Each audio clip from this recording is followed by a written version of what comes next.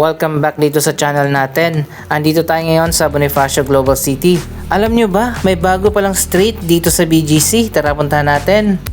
Mag-update din tayo sa mga latest na development dito.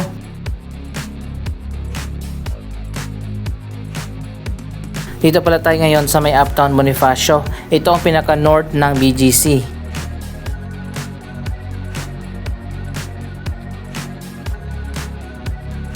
Siguro nasa 80 or 90% na fully developed ang buong Bonifacio Global City. Konti na lang talaga yung natitira na vacant dito.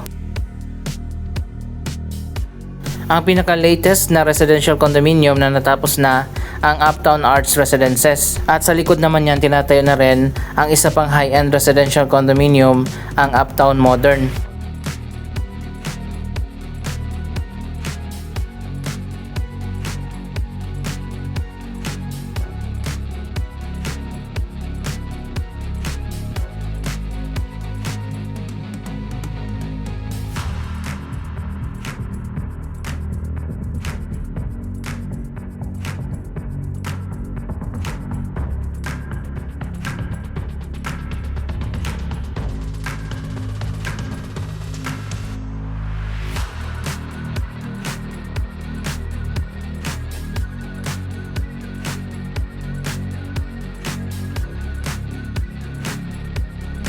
Ito ang Bonifacio March Monument at meron ding mini park dito.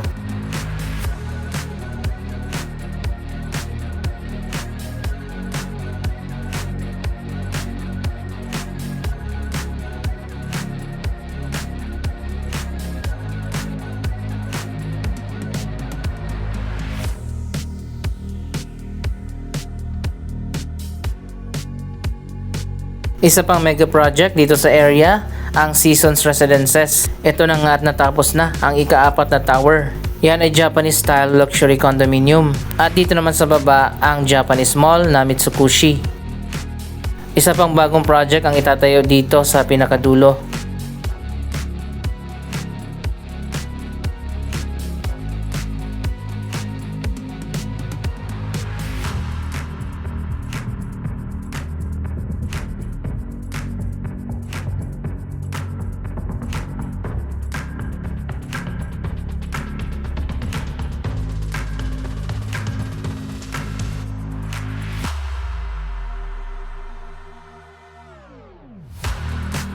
Nakapunta na ba kayo dito sa Mitsukushi Mall?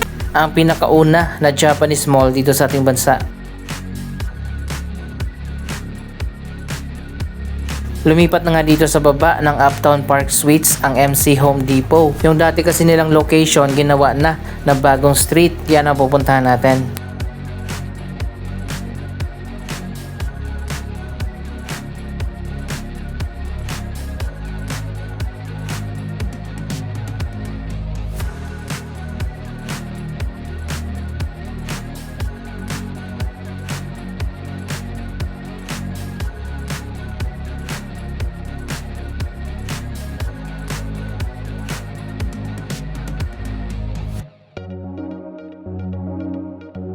Last year ay natapos na itong bagong elevated walkway na nagko-connect dyan sa Mitsukushi Mall at sa Grand Hyatt Hotel.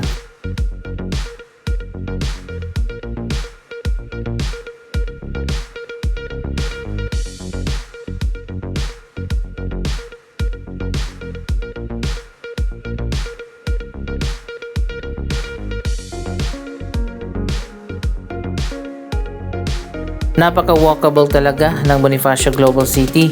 Kahit dito sa mga alleyway, may mga mini park.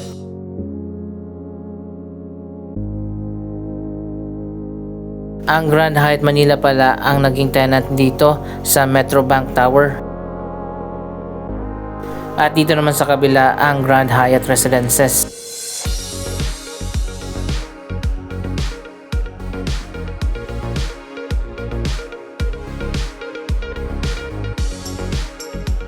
Ilan na lang talaga ang remaining na vacant properties dito sa BGC. Meron pa ditong isa na medyo malawak din. Abangan pa natin kung anong project ang itatayo dito.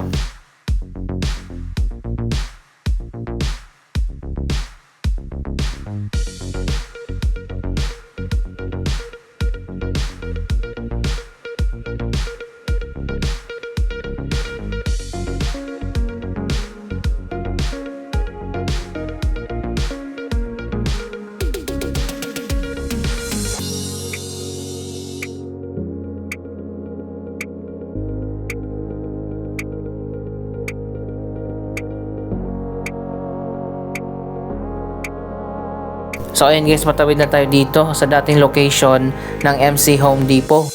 Na-demolish na nga yung building nila at lumipat na sila doon sa may uptown.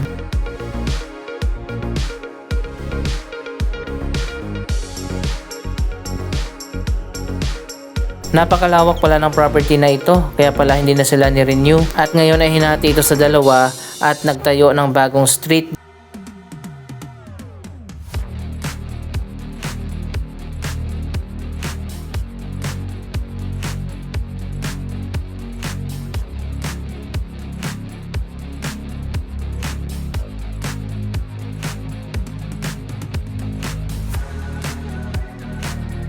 Andito na tayo sa may 7th Avenue. Dati pala hindi diretsyo itong 7th Avenue dahil nakaharang nga dito sa kabila ang MC Home Depot. Pero ngayon ito na, may bago ng street dito.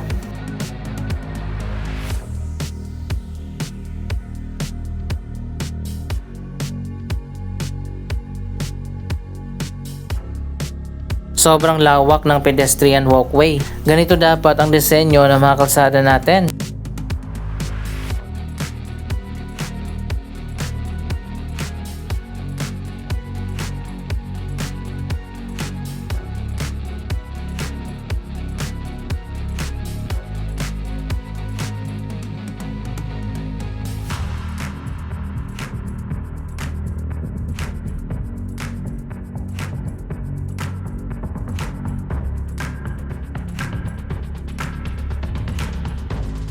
Ang lawak pala ng property na to.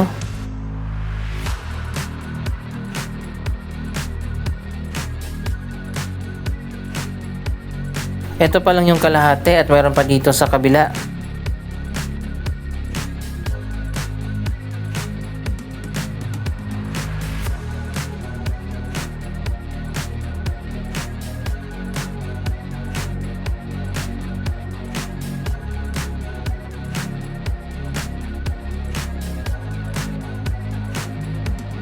Pwede pa talagang i-maximize itong area.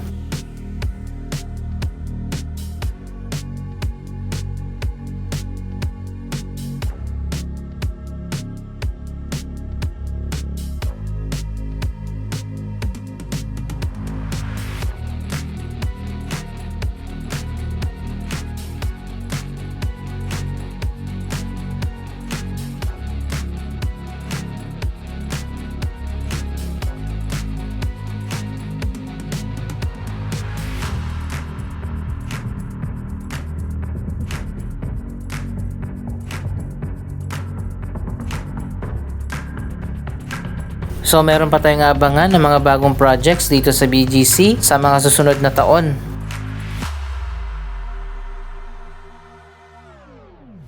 Isa pang bagong project dito sa area ang Park East Place, isang bagong high-end residential condominium ng Ayala. Dito rin sa area makikita natin ang Park Triangle Development, yung pinapakita ko sa inyo na bagong mall dito sa BGC.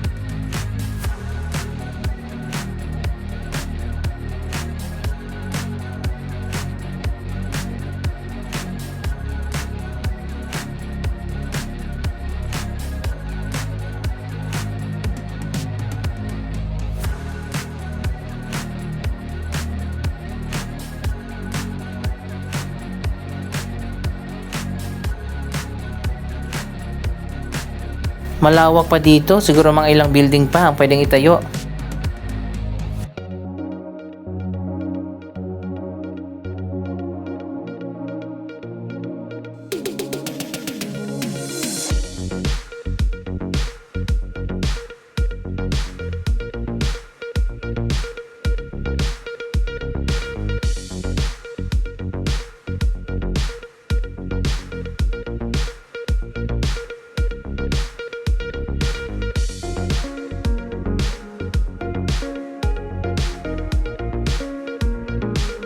Dito sa kabilang side, ginagawa pa ang pedestrian walkway. Ayan, makikita nyo naman sarado pa.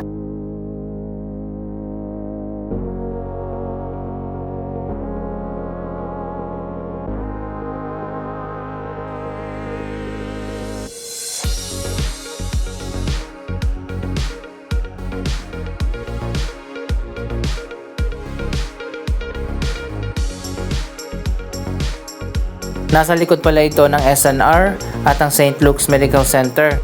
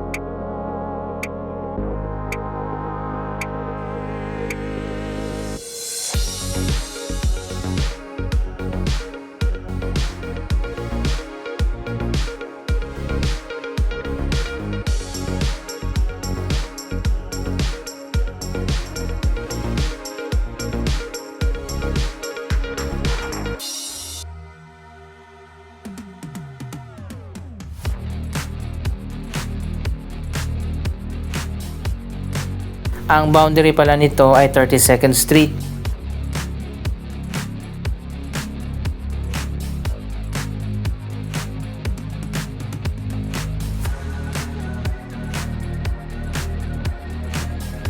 Isa ito sa pinaka-main na kalsada dito sa BGC. Diretso na yan hanggang doon sa Makati City. At sa kabilang dulo naman diretso na ng C5.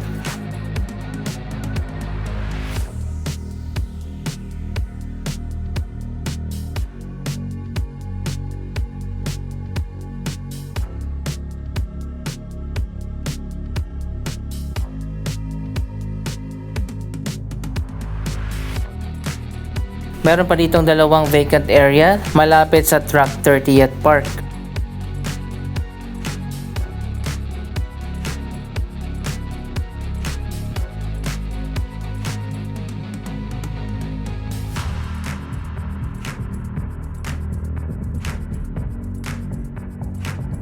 Sa ngayon ay ginawa muna ito na open park. Abangan din natin kung ano pa ang mga project na itatayo dito.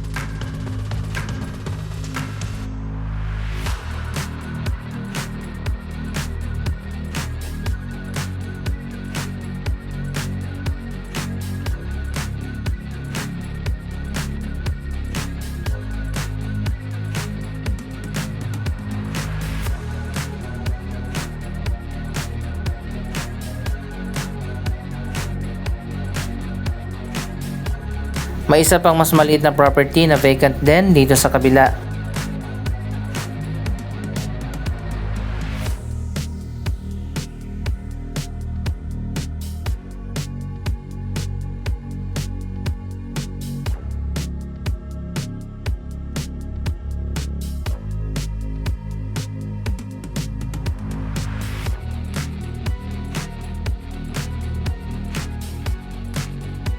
Malapit na rin talaga na ma-fully develop ang buong Bonifacio Global City. Magiging mas accessible na ito sa future, dalawang subway station ang itatayo dito.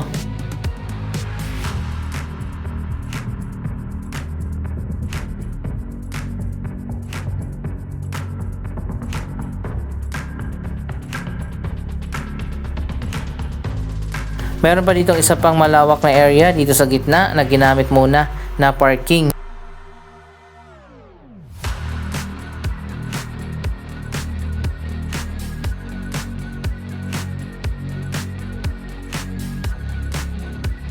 Sana magtayo sila dito ng super tall building kahit mga 80 floors.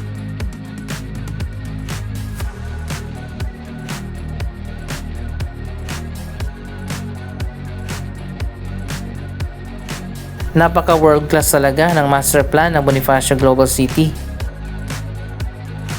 Anong masasabi nyo sa mga proyektong ito? Mag-comment lamang dyan sa baba ng inyong mga reaksyon. Maraming salamat sa inyong panonood. Huwag kalimutan na i-like, i-share ang video ito at mag-subscribe. Thank you for watching!